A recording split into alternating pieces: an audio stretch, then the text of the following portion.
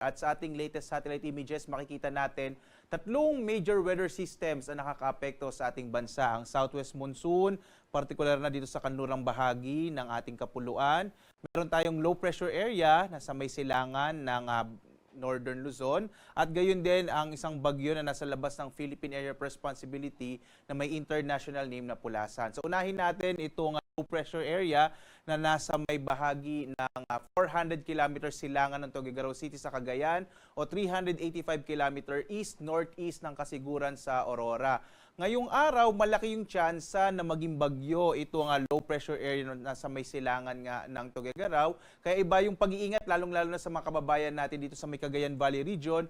Kapag naging bagyo po itong low pressure area na ito ay magtataas tayo ng tropical cyclone wind signal, partikular na dito sa may bahagi ng Cagayan Valley region. Asahan natin ngayong araw malaking tsansa ng mga pag-ulan, lalong-lalo na sa area ng Northern Luzon, ito area ng Cagayan Valley kasama itong bahagi ng Aurora at may mga pagbugso rin ng hangin habang lumalapit kasi inaasahan natin na posibleng lumapit sa bahagi ng ating kalupaan itong low pressure area na maaaring maging bagyo sa araw na ito.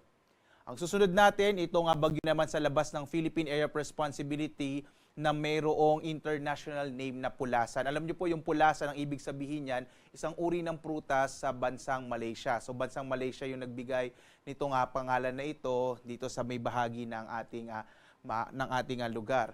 At ang huling lokasyon nito as of 4 a.m. may 2,000 kilometro east-southeastern ng Luzon. Wala pa itong direktang epekto sa ating bansa at base din sa ating track na ipapakita ko mamaya, malit naman yung tsansa na ito ay lumapit sa kalupaan natin at posibleng sundan lamang niya yung track kagaya ng Ferdy. At ito rin ay maaari ding magpalakas ng habagat at ito yung ikatlong weather system na nakakaapekto sa ating bansa. Makikita po ninyo, malaki yung tsansa na maulan na panahon ng mararanasan sa malaking bahagi ng ating bansa, dulot ng southwest monsoon at habagat. At idagdag din natin yung epekto ng low pressure area. Kaya makikita nyo halos maulap na kalangitan ang makakaapekto sa ating bansa na may mga pag-ulan mula katamtaman hanggang sa kuminsan ng malalakas na mga pag-ulan. Lalong-lalo na sa may area ng Western Visayas at Mimaropa. Ang iba pang bahagi ng Kabisayaan, Southern Luzon at gayon din sa may bahagi ng Northern Mindanao ay patuloy na makararanas din ng mga pag-ulan. Kaya iba yung pag-iingat sa mga posibilidad ng mga biglaang pagbaha at pagguho ng lupa. Sa Kamaynilaan naman, medyo maulap na kalangitan din ang maranasan, gayon din sa Central Luzon at iba pang bahagi ng Luzon. Maliban dito, wala na tayo iba pang minomonitor na low pressure area sa loob at labas ng Philippine Area of Responsibility.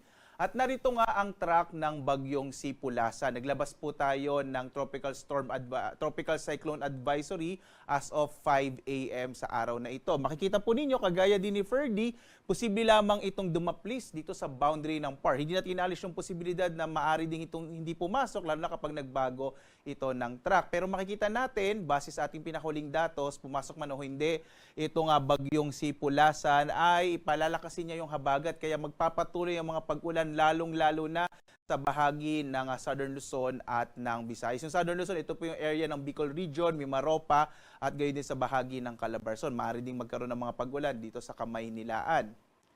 At posible dito lumabas ng Philippine Area of Responsibility kung papasok man ito araw naman ng Miyerkules. So yung bukas, Tuesday hanggang Miyerkules, ito yung nakikita natin na duration ng pagpasok at paglabas ng bagyong Pulasan. Ang magiging pangalan ng susunod na bagyo, o sakali man pong itong Pulasan yun or yung low pressure area na sa may silangan ng Tuguegarao ay Hener. Ang susunod naman po kay Hener ay Helen. So ito po yung mga dalawang pangalan ng mga bagyo na magiging pangalan po ng bagyo at Helen. At dito nga, narito po ang magiging lagay ng panahon. Malaki yung tsansa ng malalakas sa mga pag-ulan, lalong-lalo na sa may area ng Occidental Mindoro. May mga na-monitor na po tayo na malalakas sa mga pag-ulan sa bahaging ito ng ating bansa. Kaya iba yung pag-iingat sa mga kababayan natin, lalo na sa Mimaropa, sa mga biglaang pagbaha at pagguho ng lupa. Magiging maulan din sa malaking bahagi ng Bicol Region. At samantala, katamtaman hanggang sa malalakas yung mga pag-ulan na maranasan sa malaking bahagi ng Luzon, ng Northern Luzon, ng Central Luzon at gayon din dito sa Kamaynilaan. Today, medyo maulap na kalangitan ang mararanasan sa Kamaynilaan na may mga kalat-kalat ng mga pag-ulan, pagkidlat, pagkulog. Agwat ng temperatura sa Lawag, 26 to 31 degrees Celsius. Sa Tuguegarao, 24 to 30 degrees Celsius. Sa Baguio, 17 to 23 degrees Celsius. Sa Kamaynilaan, 25 to 31. Sa Tagaytay, hanggang 29 degrees Celsius. Habang sa Legazpi, hanggang 29 degrees Celsius. Malalakas na mga pag-ulan din ang mararanasan sa malaking bahagi ng Palawan sa araw na ito. Agwat ng temperatura sa Calayan Islands, 25 to 30 degrees Celsius. Sa Puerto Princesa, 25 to 30 degrees Celsius. Maulan din na panahon ang mararanasan sa Western Visayas at Negros Island Region, habang kalat-kalat na mga pag-ulan ang mararanasan sa nalabing bahagi ng Kabisayaan. Ito ay dulot ng southwest monsoon o habagat. Agwat ng temperatura sa Iloilo ay mula 25 to 29 degrees Celsius. Sa Cebu, 24 to 29 degrees Celsius. Habang sa Tacloban, 27 to 30 degrees Celsius. Malaking bahagi din ng Mindanao ay makararanas ng maulap na kalangitan na may mga pag-ulan dulot ng habagat, habang sa area ng Davao Region, mga isolated o pulupulong pag-ulan, pagkilat, pagkulog naman sa hapon hanggang sa gabi ang maaaring maranasan ng mga kababayan natin sa bahagi ng Davao Region. Agwat ang temperatura sa Zamboanga, 26 to 30 degrees Celsius. Sa Cagayan de Oro, 26 to 31 degrees Celsius. Sa Davao naman, 26 to 33 degrees Celsius.